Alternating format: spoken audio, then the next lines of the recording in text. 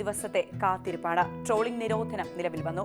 തീരക്കടലിൽ ഇനി പരമ്പരാഗത വള്ളങ്ങളുടെ പ്രതീക്ഷ കാലമാണ് വരുന്നത്.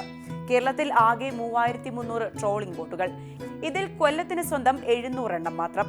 അച്ചടക്കത്തോടെ നീണ്ടകര പാലത്തിന് കിഴക്ക് കായലിൽ നിരന്നു കിടക്കുന്ന ബോട്ടുകൾ ഒരു ഗംഭീര കാഴ്ച തന്നെയാണ്.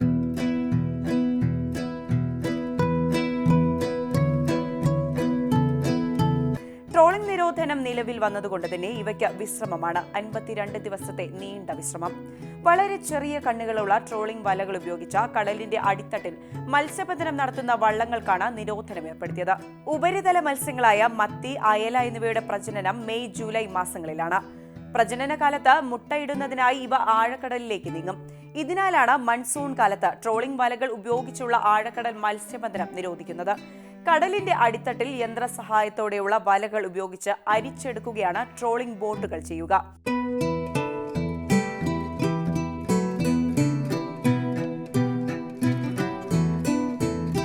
പ്രജനനകാലത്ത് മത്സ്യബന്ധനം നടത്തിയാൽ 20 വർഷം കൊണ്ട് മീനുകൾ തീരമൊഴിയും.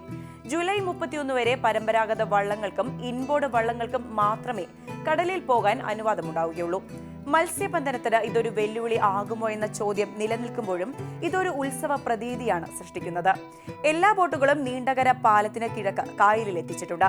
പാലത്തിന്റെ സ്പാനുകൾ ബന്ധിപ്പിച്ച് ചങ്ങലയിട്ടതോടെ ട്രോളിംഗ് നിരോധനം നിലവിൽ വന്നു. ഇനി 52 ദിവസം പരമ്പരാഗത വള്ളങ്ങളിലെ മത്സ്യബന്ധനം മാത്രമാണുള്ളത്.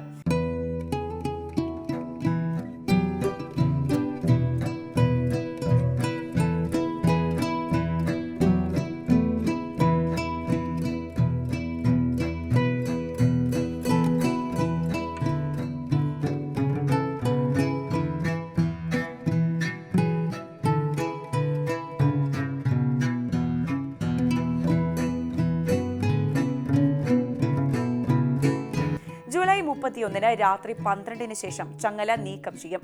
ട്രോളിംഗ് നിരോധനം അവസാനിക്കുന്ന ജൂലൈ 31 എല്ലാ ബോട്ടുകൾക്കും ഒരുമിച്ച് ഇന്ധനം നിറയ്ക്കാൻ സൗകര്യം ഇല്ലാത്തതിനാൽ നിരോധനം അവസാനിക്കുന്നതിന് 3 ദിവസം മുൻപ് ഡീസൽ ബങ്കുകൾ തുറക്കാൻ നടപടി സ്വീകരിക്കും.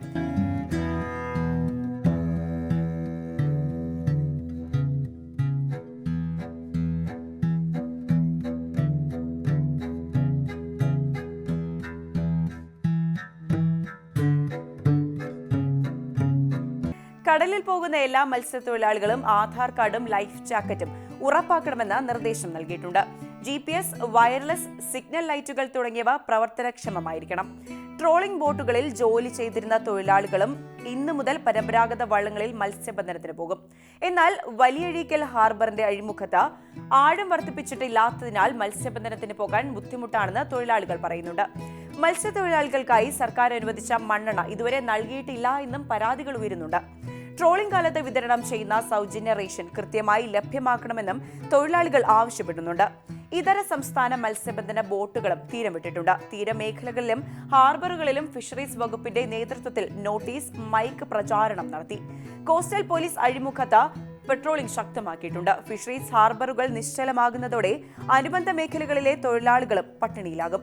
ചെറു മത്സ്യങ്ങളെ പിടിക്കുന്നത് തടയണമെന്നും വല, യാനം എന്നിവയുടെ കാര്യത്തിൽ കർശന നിയന്ത്രണങ്ങൾ കൊണ്ടുവരണമെന്നും അയൽ സംസ്ഥാനങ്ങളിൽ നിന്നുള്ള ഫൈബർ വള്ളങ്ങളുടെ പ്രവർത്തനം നിരോധിക്കണമെന്നും ആവശ്യങ്ങൾ ഉയരുന്നുണ്ട്.